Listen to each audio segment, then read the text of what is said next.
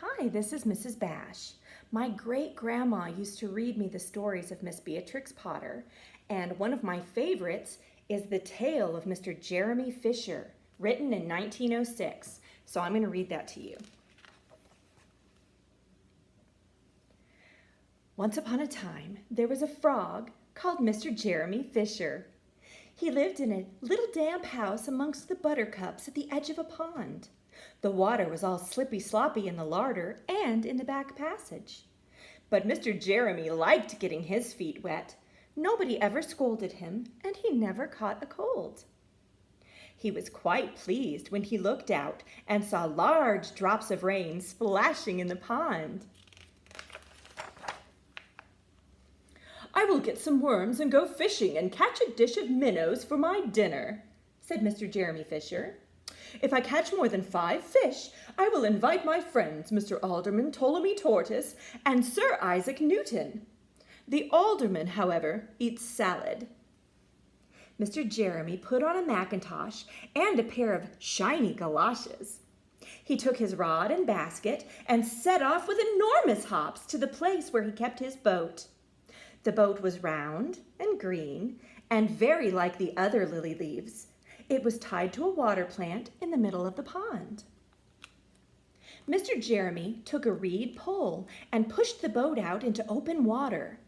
"I know a good place for minnows," said Mr. Jeremy Fisher. Mr. Jeremy stuck his pole into the mud and fastened his boat to it. Then he settled himself cross-legged and arranged his fishing tackle. He had the dearest little red float. His rod was a tough stalk of grass. His line was a fine, long, white horsehair. And he tied a little wriggling worm at the end. The rain trickled down his back, and for nearly an hour he stared at his float. "This is getting tiresome.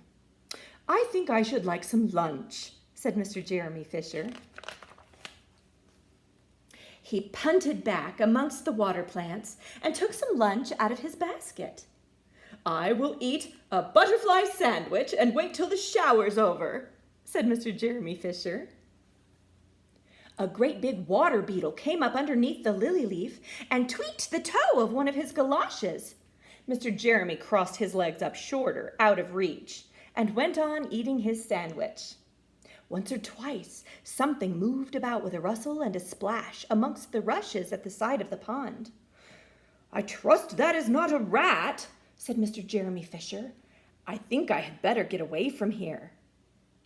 Mr. Jeremy shoved the boat out again a little way and dropped in the bait. There was a bite almost directly. The float gave a tremendous bobbit.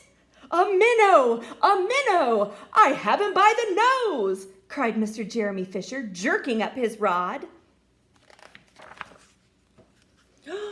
But what a horrible surprise! Instead of a smooth, fat minnow, he had landed a little jack shark, the stickleback, covered with spines. The stickleback floundered about the boat, pricking and snapping until he was quite out of breath. Then he jumped back into the water. And a shoal of other little fishes put their heads out and laughed at Mr. Jeremy Fisher. And while Mr. Jeremy sat disconsolately on the edge of his boat, sucking his sore fingers and peering down into the water, a much worse thing happened. A really frightful thing it would have been if Mr. Jeremy had not been wearing a mackintosh. A great big, enormous trout came up, kerflop, with a splash, and it seized Mr. Jeremy with a snap.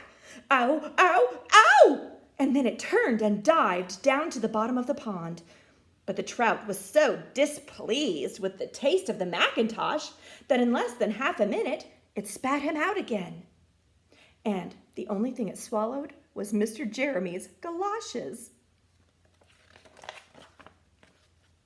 Mr. Jeremy bounced up to the surface of the water like a cork in the bubbles out of a soda water bottle, and he swam with all his might to the edge of the pond. He scrambled out on the first bank he came to, and he hopped home across the meadow with his mackintosh all in tatters. "What a mercy that was not a pike," said Mr. Jeremy Fisher. "I have lost my rod and basket, But it does not much matter, for I am sure I should never have dared to go fishing again." He put some sticking plaster on his fingers, and his friends both came to dinner. He could not offer them fish, but he did have something else in his larder.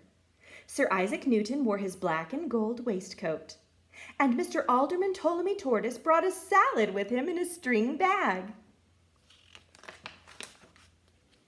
And instead of a nice dish of minnows, they had a roasted grasshopper with ladybird sauce, which frogs consider a beautiful treat, but I think it must have been nasty.